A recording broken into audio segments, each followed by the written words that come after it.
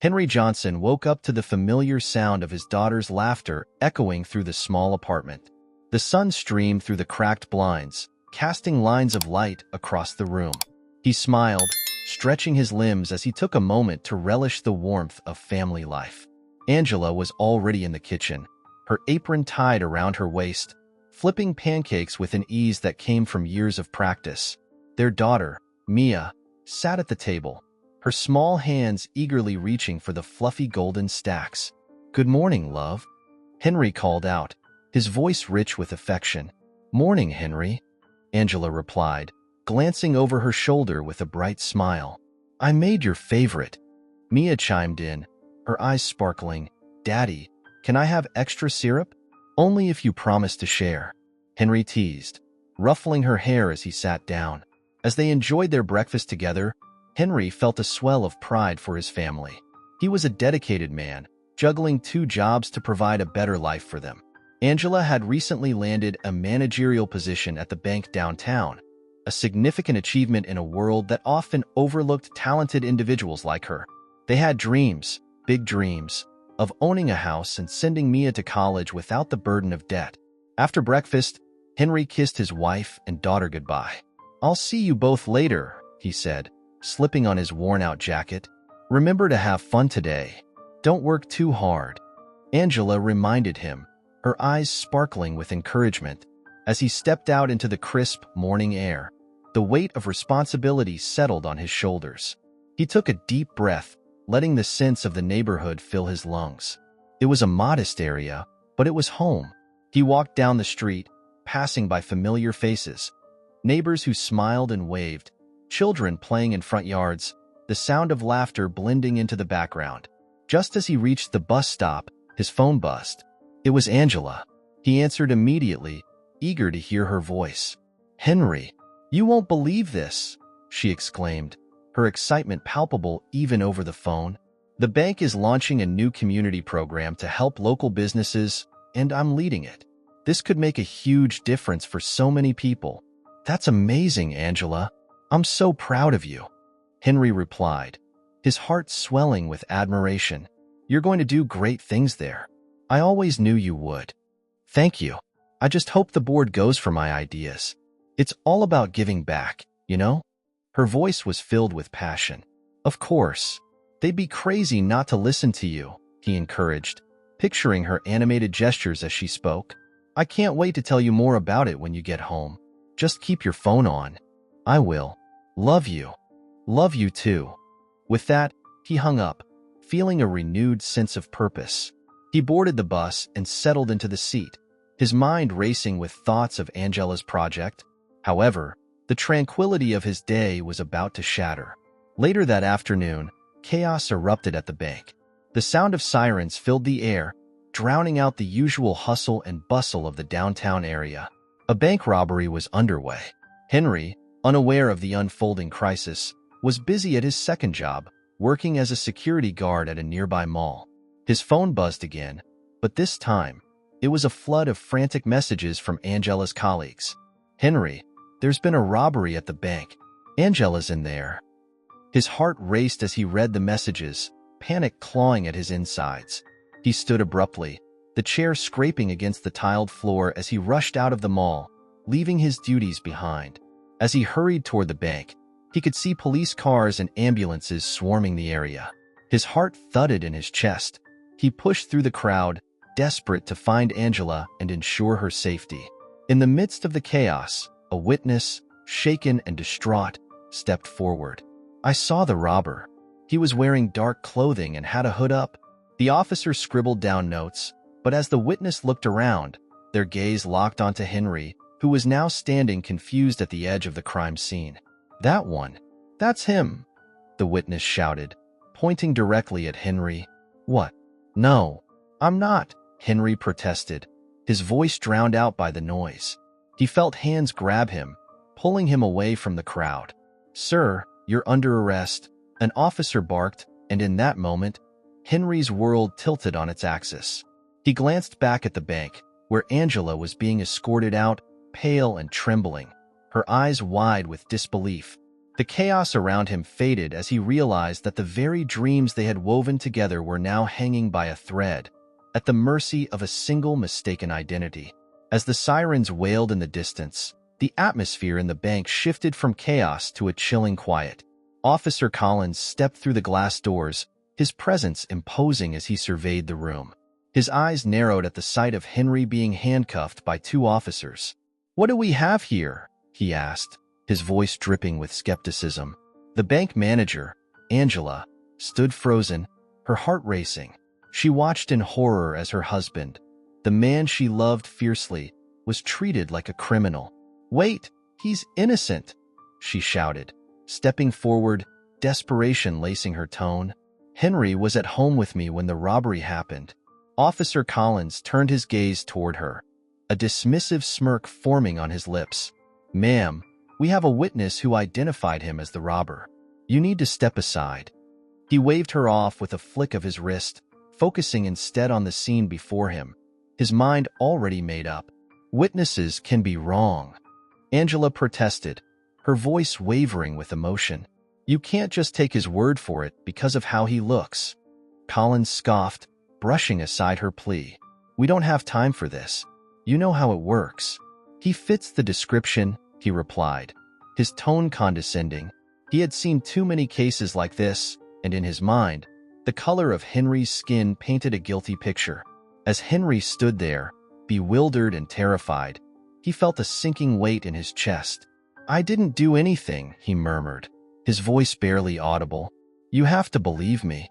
His pleading eyes searched the faces of the officers, but they remained unwavering, locked in their preconceived notions. "Save it for the judge, Johnson," Officer Collins barked, turning away. He gestured for the officers to take Henry away, dismissing him as though he were a mere nuisance. "We'll get all the evidence we need." The officers led Henry out of the bank, his heart pounding against his ribcage. The world outside felt surreal, the bright sunlight contrasting harshly with the dark reality he was being thrust into. He caught a glimpse of Angela, her face pale and stricken with fear, and he felt a surge of anger mixed with despair. "Angela," he called, but the officers tightened their grip, pushing him into the police car. "Don't worry, I'll figure this out," she shouted back, but her voice was swallowed by the noise of the bustling street. Inside the police station, the stark fluorescent lights buzzed overhead, amplifying the oppressive atmosphere. Henry was shoved into a holding cell, the metal door clanging shut behind him. The coldness of the bars contrasted sharply with the warmth of the life he had known just hours earlier. He sat on the hard bench, his mind racing. "What's going to happen to me?" he muttered to himself, staring at the wall. The weight of uncertainty wrapped around him like a suffocating shroud. He could hear the murmurs of officers just outside the cell, laughter and dismissive comments echoing in his ears. They saw him as just another statistic, another black man caught in the web of a flawed system. Meanwhile, Angela was racing through the streets toward the police station, her heart racing with every step. She couldn't just sit by. She needed to fight for Henry, to make them see the truth. As she burst through the station doors, she was met with a wall of hostility. Officers glanced at her with a mix of curiosity and disdain, their eyes reflecting a deep-rooted bias. "I need to see my husband," she demanded, her voice steady despite the turmoil inside. One officer, a burly man with a hardened expression, crossed his arms. "You need to wait your turn, ma'am. He's being processed." Angela's frustration boiled over. "Processed? You mean wrongfully accused? You can't just ignore what really happened." The officer shrugged, uninterested. "You should have thought about that before he committed a crime." Angela's breath hitched in her throat, the injustice of it all crashing over her like a tidal wave. "You don't even know him. He's not a criminal. Maybe you should ask him why he was at the bank right before the robbery." The officer shot back, his tone mocking. "I don't care what he was doing. He's innocent. You're making a mistake." Angela's voice echoed through the station, but the officers showed no signs of listening. In that moment, Angela felt an overwhelming sense of helplessness, but she refused to give in to despair. She would fight for Henry, no matter how insurmountable the odds seemed. As she stood there, determination coursing through her veins. She vowed to uncover the truth and prove his innocence, even if the world around her refused to see it. As Henry sat on the cold, hard bench of his cell, the weight of his circumstances pressed down on him. The fluorescent light flickered overhead, casting an unflattering glow across the small space. He could hear faint echoes of voices from the corridor, but they felt worlds away. A bitter chill wrapped around him, not just from the air but from the reality of being wrongfully accused. He leaned back against the wall, squeezing his eyes shut as memories flooded his mind. His daughter's laughter, Angela's smile, the dreams they shared for their future. "Why is this happening to me?" he whispered to the emptiness around him. The oppressive silence offered no answers. He had always believed in the goodness of people, the fairness of the system. Yet here he was, a victim of prejudice, trapped in a nightmare that threatened to consume him. He thought of the police officers, particularly Officer Collins, whose racist assumptions had painted him as a criminal in a matter of moments. "I didn't do anything," he murmured, clenching his fists, the desperation rising within him like a tide. "I refuse to let them take my life away." The clang of a door opening startled him, breaking his reverie. Officer Collins strode in, his face a mask of authority and prejudice. Henry straightened, a spark of defiance igniting in his chest. "What do you want?" he demanded, his voice steady despite the fear that coursed through him. Collins smirked, leaning against the doorframe. "Just checking in on you, Mr. Johnson. How does it feel to be behind bars for a crime you committed?" His tone dripped with contempt. "Get out," Henry spat, his heart racing. "I'm innocent, and you know it." The officer chuckled darkly. "Innocent? The evidence says otherwise. You'll see how the justice system works soon enough." With that, he turned on his heel and left Henry seething in the aftermath of his words. Meanwhile, across town, Angela sat in a small, cramped office with Sarah, a lawyer known for her fierce dedication to justice. The walls were adorned with diplomas and awards, but Angela barely noticed. Her mind was racing with worry. "I just can't believe this is happening," she said, her voice trembling. "Henry is a good man. He's innocent." Sarah nodded, her expression serious. "I understand, Angela. I'll do everything I can to help him. But you need to understand the challenges we face. The police have already made their conclusions. They're not going to be eager to admit they made a mistake." Angela's heart sank, but she steeled herself. "I don't care how difficult it is. I'm not going to let them ruin his life. There has to be something, some evidence we can find." "Absolutely," Sarah replied, flipping through her files. "We can start by gathering any security footage from the bank during the robbery. If we can find something that proves Henry was nowhere near the scene, then we can show the truth," Angela interrupted, her determination shining through her fear. "I won't stop until Henry is free." As they strategized, a glimmer of hope flickered in Angela's heart. She knew the road ahead would be fraught with difficulties, but she was willing to fight for her husband. They spent hours poring over details, crafting a plan to uncover the truth. Back in the cell, Henry found a moment of solace as he reflected on Angela's unwavering strength.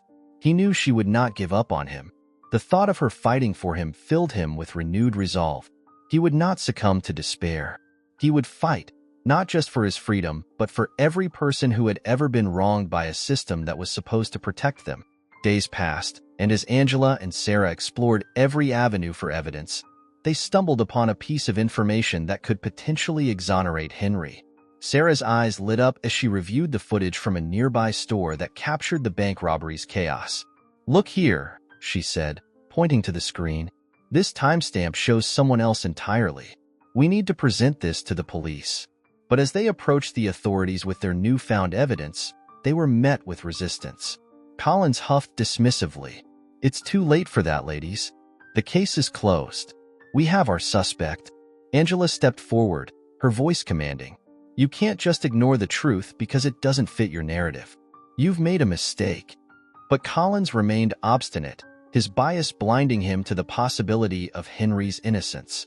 Angela could feel the walls closing in, but she refused to back down. Their fight was far from over. It had just begun, and she would do whatever it took to bring her husband home. Angela stood at the front of the community center, her heart pounding as she scanned the faces gathered before her. The room was packed with neighbors, friends, and even strangers who had come to lend their support.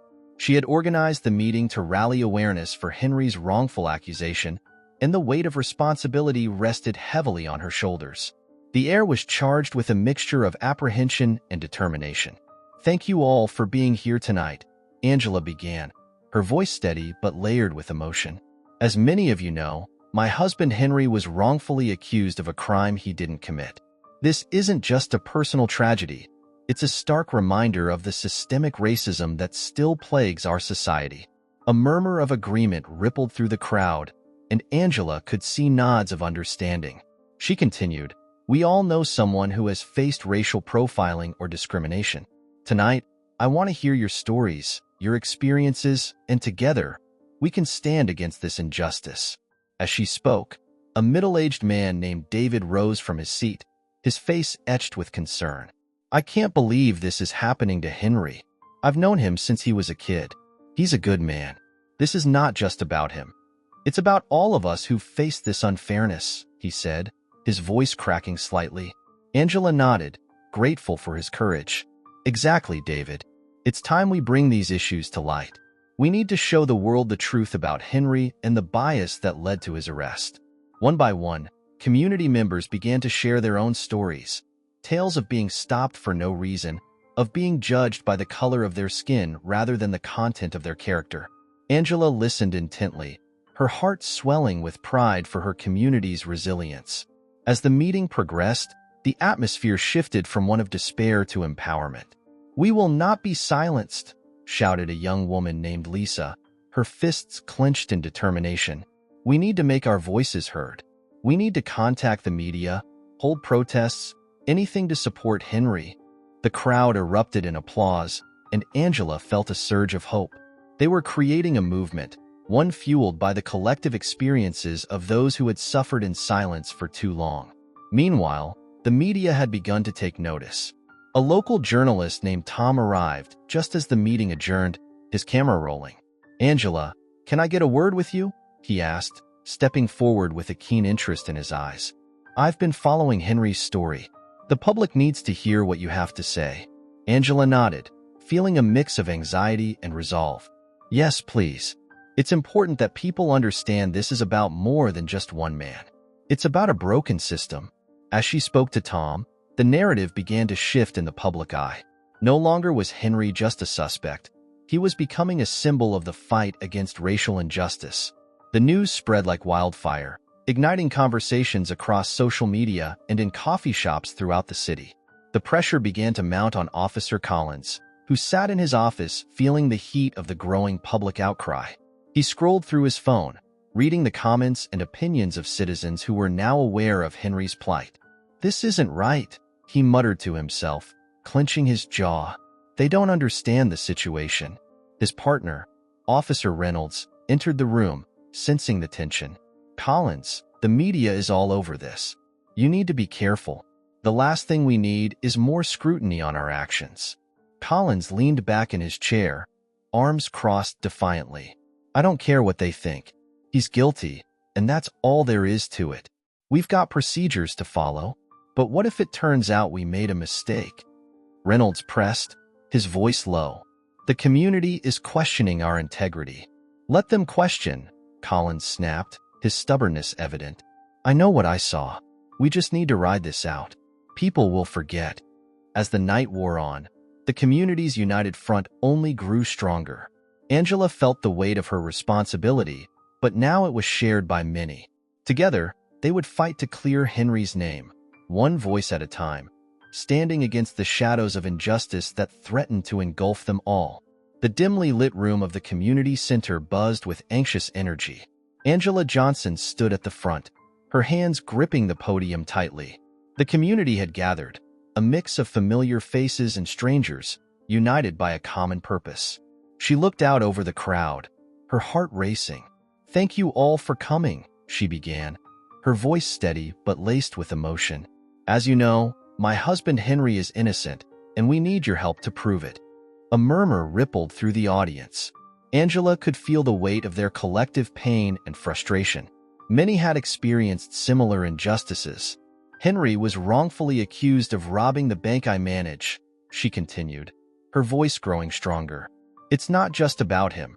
It's about all of us fighting against a system that seeks to silence us. From the back, a tall man named David raised his hand. But what can we do? The police don't listen to us. They've already made up their minds. His tone was skeptical, but there was a flicker of hope in his eyes as he looked at Angela. I know it seems hopeless, Angela replied, meeting his gaze. But we can't give up. We need to gather evidence, testimonies, anything that can help clear Henry's name. And we need to voice our stories. Show the world that this isn't an isolated incident. A woman stood up next, her voice trembling. I was pulled over last month for no reason. They treated me like a criminal simply because of the color of my skin. Her words struck a chord with many, and nods of understanding spread through the crowd. As the meeting progressed, stories poured out. Each account added to the tapestry of systemic oppression they had all faced. Angela felt a surge of determination. They were not alone, and together, they could amplify their voices. Meanwhile, across town, Officer Collins sat in his office, the weight of the world pressing down on him. The media frenzy surrounding Henry's case was unrelenting. Each broadcast highlighted his biases, making him feel cornered. He slammed the desk with a fist, the sound echoing in the silence of the room. They don't understand, he muttered to himself, frustration boiling within him. His partner, Officer Stevens, entered, concern etched on his face. Collins, you need to see this. He handed over a stack of reports. A new witness has come forward. Claims she saw Henry at a diner during the robbery. Collins scoffed, dismissing the information with a wave of his hand. It's too late for that. The narrative is set. We can't just change course because of one person. He leaned back in his chair, crossing his arms defiantly. Stevens frowned. But what if she's telling the truth? We can't ignore this. It's our job to seek justice, not just maintain our pride. Justice? Collins snapped. This is about maintaining order. We can't afford to look weak now. Back at the community center, Angela wrapped up the meeting, a fire ignited within her. We'll march, we'll advocate, and we'll fight until Henry is free. We have to show them that they can't silence us. The room erupted in applause, a shared commitment to stand against the tide of injustice. The next day, Angela marched into the police station, her heart pounding with resolve. She spotted Officer Collins at his desk and approached with purpose. We need to talk, she demanded, her voice unwavering. Collins looked up, surprise flashing across his face. Mrs. Johnson, Don't Mrs. Johnson me, she interrupted, her anger boiling over. You have my husband locked up for a crime he didn't commit, and you refuse to consider evidence that can exonerate him. Why? I'm doing my job, he replied defensively, but Angela could see the cracks in his facade. Your job? Or your prejudice? She challenged, her eyes narrowing. You see a black man and assume guilt. You don't even want to look for the truth. His expression hardened, but she pressed on. You're not just ruining Henry's life. You're destroying your own integrity. This community deserves better from you. Collins shifted uncomfortably, the weight of her words sinking in. I'll look into the witness, he muttered, trying to regain some semblance of control. Angela turned on her heel, determination coursing through her veins. She knew this was just the beginning, but she felt a flicker of hope. With the community behind her and the truth on her side, they would fight until justice prevailed. As the sun dipped below the horizon, casting long shadows across the police precinct, Angela sat across from Officer Collins in a cramped interrogation room. The sterile smell of antiseptic lingered in the air, but it was the tension between them that filled the space. Collins had just learned that Angela was not only the bank manager but the owner, a revelation that shifted the dynamics of their conversation entirely. Are you telling me, Collins said, disbelief etched on his face, that you, of all people, own the bank? Angela met his gaze firmly, her voice steady despite the tumult of emotions swirling within her. Yes, Officer Collins, I own the bank, and my husband is innocent.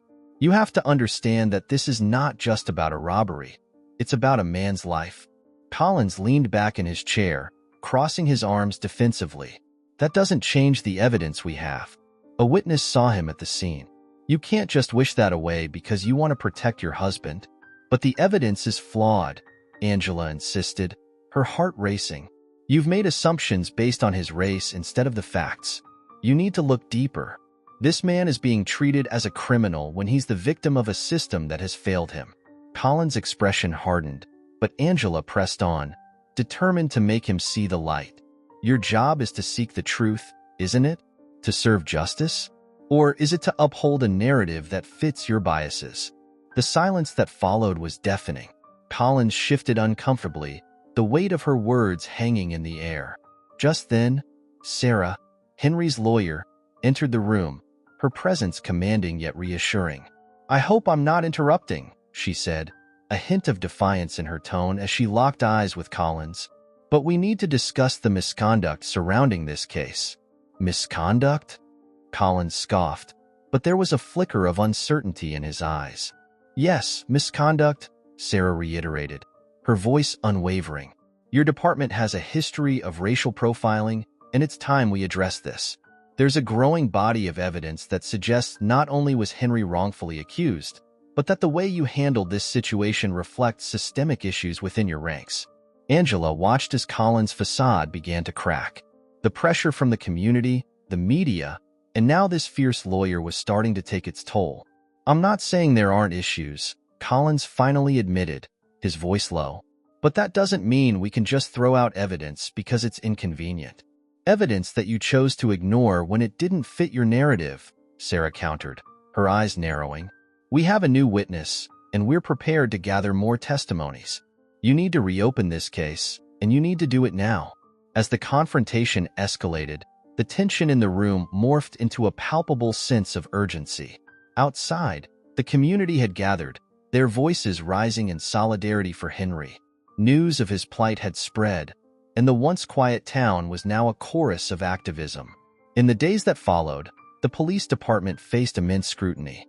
Collins and his team were put on administrative leave, pending an internal investigation. The tides had turned, and the support Angela and Henry received from their community grew stronger by the hour. The courtroom buzzed with anticipation as the new evidence came to light. Surveillance footage, witness testimonies, and undeniable proof of corruption within the police force. Finally, the day came when Henry stood in front of the judge, free from the chains that had bound him for far too long.